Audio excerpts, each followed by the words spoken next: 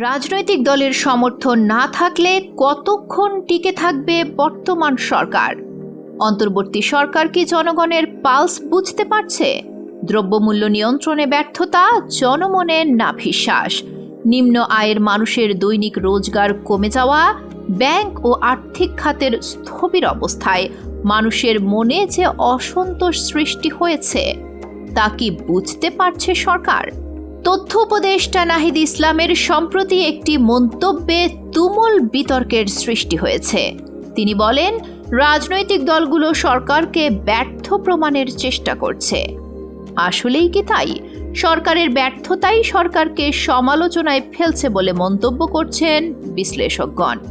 প্রধান কয়েকটি রাজনৈতিক দল যদি সমর্থন করা বন্ধ করে দেয়, কতক্ষণ টিকবে ডক্টর ইউনূসের অন্তর্বর্তী সরকার?